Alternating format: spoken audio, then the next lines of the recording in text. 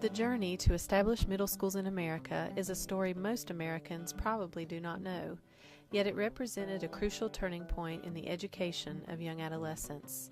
Though the story has roots dating back to the turn of the 19th century and the start of the junior high school movement, the journey that is our focus began in July 1963 when Dr. William Alexander, noted curriculum authority, delivered a speech at a junior high school conference held at Cornell University.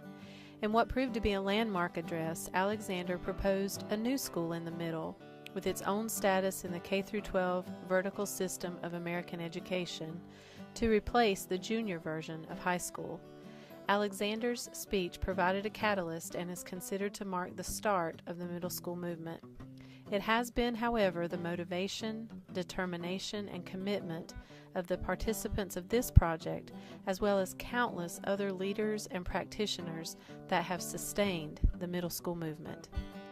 Many middle-level leaders have expressed their belief that Alexander's proposal resonated so positively with American educators because the social and historical context of the 1960s provided a ripe environment for change. As Tom Erb explained, the whole period of the 1960s was a period of social questioning, agitation, and change. It was an opportune time to try new things. America was in the midst of the Vietnam conflict and the civil and women's rights movements. John Arnold, another early contributor in the transition to middle schools, described the historical context as more open than it is today. James Bean commented that it was a good moment in terms of the possibility of change.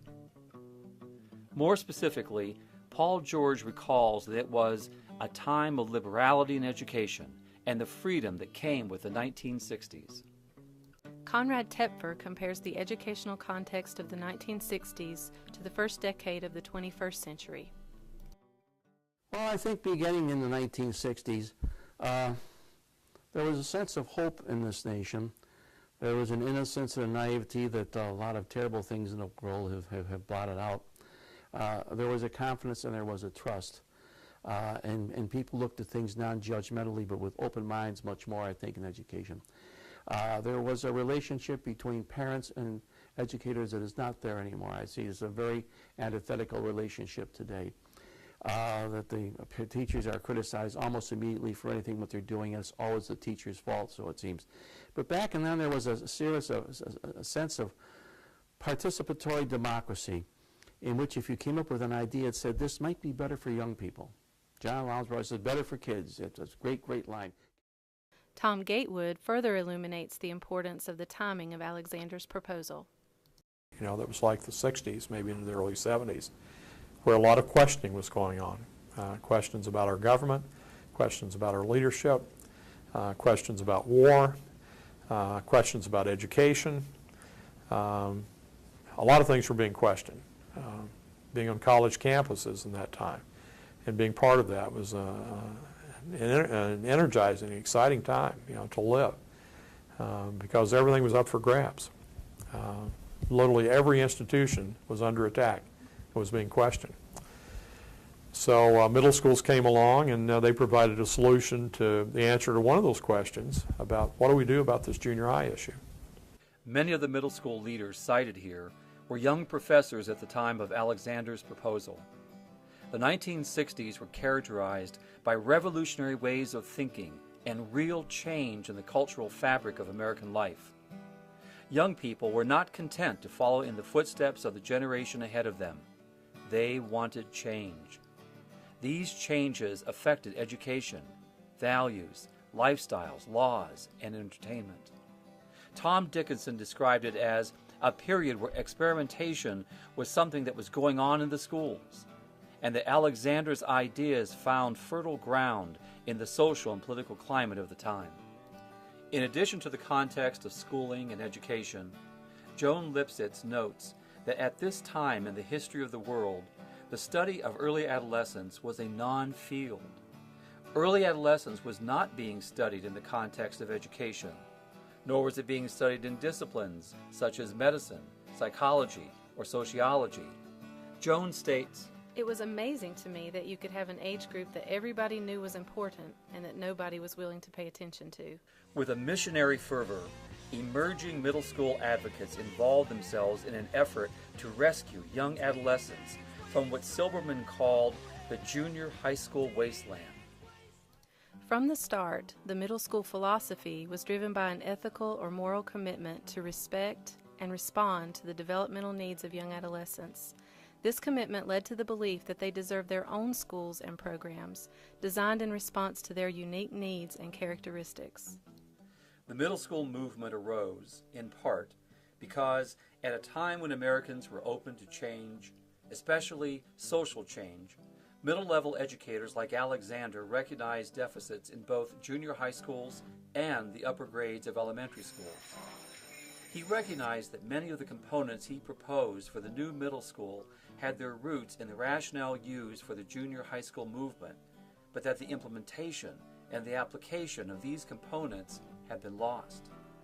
Alexander and George wrote that junior high schools became in time almost duplicate copies of senior high schools in terms of credit and grading systems, methods of teaching, time schedules, and student activities.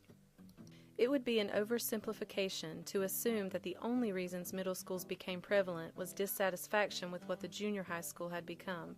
Rather, the reasons middle schools became prominent were varied and complex. Middle schools grew in popularity in large part as a response to shifting demographics, including the need to find room in public schools for the offspring of the baby boom that were causing overcrowded conditions in elementary schools.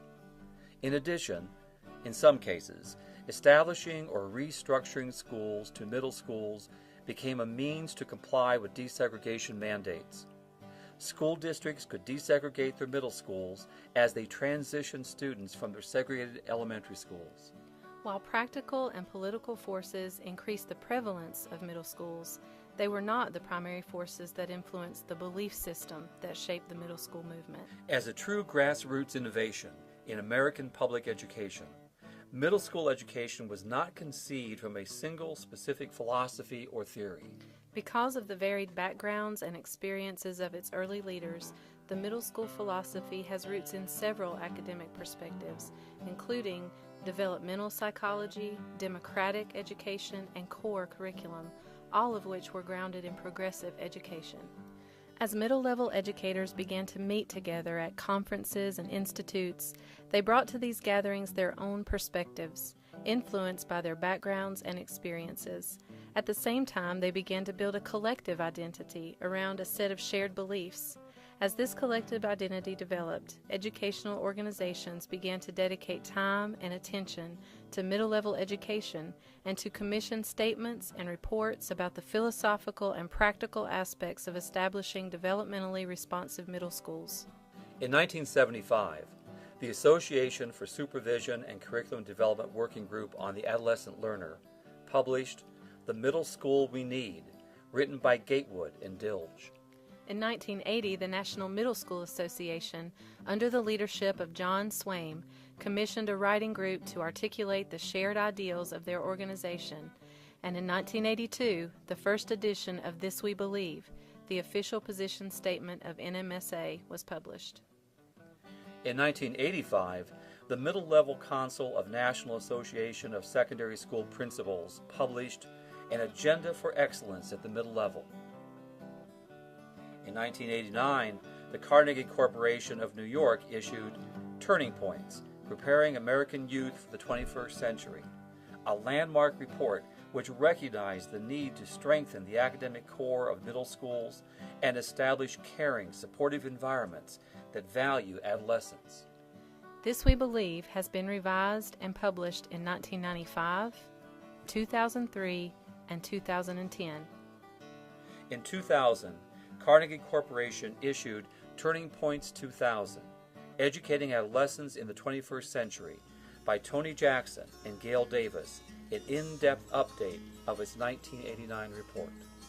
As evidence of the far-reaching impact of Dr. Alexander's contributions to American education, the New York Times published a lengthy description of Alexander's conception of middle schools on the occasion of his death in 1996. In the text, Alexander is described as an educator who was a leader in the movement to supplant conventional junior high schools with middle schools that provide young adolescents with a smaller and more intimate educational environment. Further, the writer states that Dr. Alexander became convinced in the early 1960s that most conventional junior high schools had become rather static, being modeled on programs at senior high schools. Alexander suggested the concept of junior high schools be changed to middle schools that were designed to be more responsive to the needs and interests of young adolescents. He and others began to advocate specific programs and other ideas for middle schools, and in the decades since then, thousands of middle schools have been established around the United States.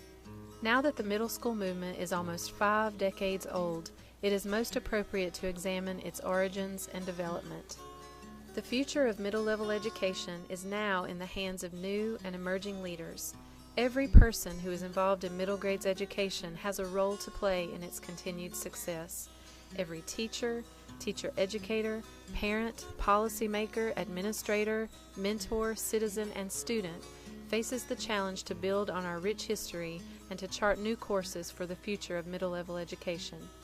The context was right in the 1960s, and the context is right today in Milledgeville, Georgia, and back in your home districts and institutions across America to establish new paths and plans for middle grades education.